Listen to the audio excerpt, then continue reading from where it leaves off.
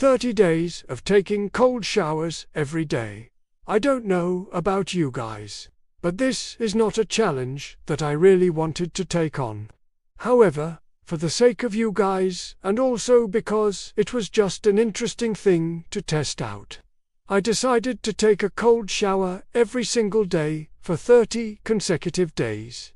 And in today's video, we are going to discuss what happened when I did that. Let's get straight into it. Day 1 to week 1.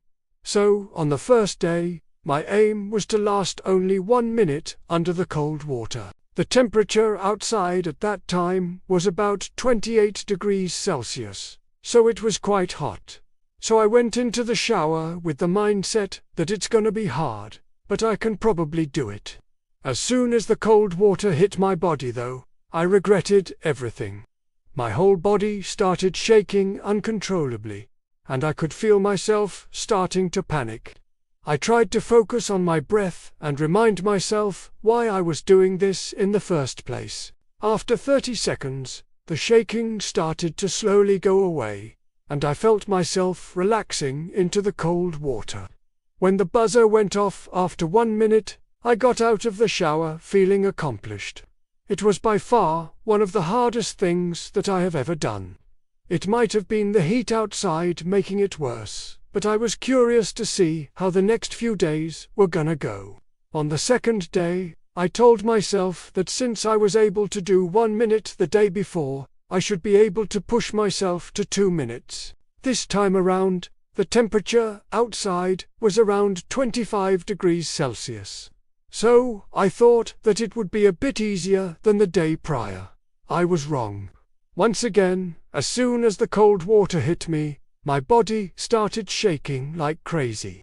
But I told myself to just relax and focus on my breathing. This time around, I lasted 2 minutes and 10 seconds. So even though I did increase my time by 10 seconds, I still had a lot more pain and discomfort than I did on day 1. After day 2, I knew that if I wanted to be able to make it to day 30, I needed to find a reason or a purpose to why I was doing this.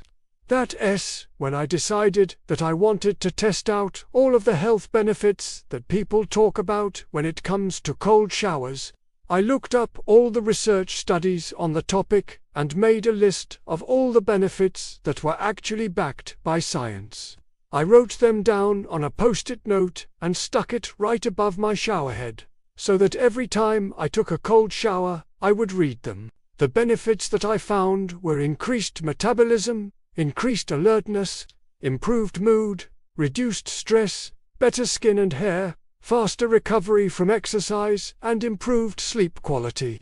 I figured that if I made it to day 30 and I noticed that I had improvements in any of these areas, then maybe taking cold showers every day wouldn't be so bad. By the end of week 1, I was able to get my cold shower times up to around 4 to 5 minutes. The main strategy that I used to be able to mentally get through each cold shower was imagining that I was being sprayed by a fire hose at a car wash. I don't know why that helped, but it worked. Week 2 to week 3, as the weeks went on, I started to notice some benefits from taking a cold shower every single day. For example, I noticed that I didn't feel stressed out as easily. I remember one time specifically where I had a paper due in school and a presentation the next day. Normally, I would be extremely stressed, but I wasn't really feeling it at all. Then I remembered that I had my cold showers that morning, and I figured that that must have been the reason. Another benefit that I noticed was that I was getting way less sick compared to the year before. Remember, I started doing this in the winter, which is normally when I get sick all the time. But this year, I didn't get sick at all. I think that this is because cold showers boost your immune system, which is exactly what I read in a study conducted by a professor at the University of Munich. They concluded in their study that regular cold showers might reduce the incidence of common colds. There was another study that I found that said something similar. So I'm thinking that this is most likely true. By the end of week 2, I was able to get my cold shower time up to around 6 to 7 minutes long. By the end of week 3, I was able to get my cold shower time up to around 9 to 10 minutes long. Week 4, by the time week 4 rolled around, I had built up a tolerance to the cold water. In fact, I was even starting to enjoy my daily cold showers.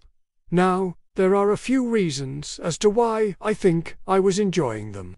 First of all, I had gotten used to the pain and discomfort that they caused me. Secondly, I was seeing the positive effects that they were having on my life. Thirdly, I had learned that cold showers can actually be beneficial for your health, and that was really cool. Lastly, I had gotten to the point where I didn't really have to use any mental tricks to be able to get through them. I just went in and stood under the cold water. There was one day during week 4 where I forgot that I had to take a cold shower. When I turned on the cold water, I instantly regretted it. The funny thing is that when I turned the hot water back on, it didn't feel hot at all. It was just normal temperature water. I guess you could say that I had built up such a tolerance to cold water that I could no longer feel hot water as being hot. During week 4, I was able to get my cold shower time up to around 12 to 13 minutes long. Week 5, going into week 5, I was excited to see how long I would be able to go for under the cold water. Little did I know that life was going to throw me a Around day 21, I woke up one morning and my whole body was aching. I couldn't even move because it hurt so much. I ended up taking a sick day from school and staying in bed all day. What had happened was that I had come down with a fever because I had the flu. The worst part about it all was that I couldn't take a hot shower to feel better. I had to take a cold shower because that is what I had been doing for the past 30 days. It was definitely one of the hardest things that I had to do while being sick, but I sucked it up and did it anyway. Since I was sick, I obviously couldn't go to school, and I ended up missing a day of taking a cold shower. However, the next day I was feeling way better, and I was back on track with taking my daily cold shower. By the end of week 5, I was able to get my cold shower time up to around 15 to 16 minutes long. By week 6, I had gotten so used to taking cold showers that when I took a hot shower, it felt weird. I remember sitting in the shower and thinking to myself, why am I sitting here in hot water when I could be sitting here in cold water? Even though I was joking, a part of me actually did prefer taking cold showers over hot showers. By now, my skin would never feel dry or irritated.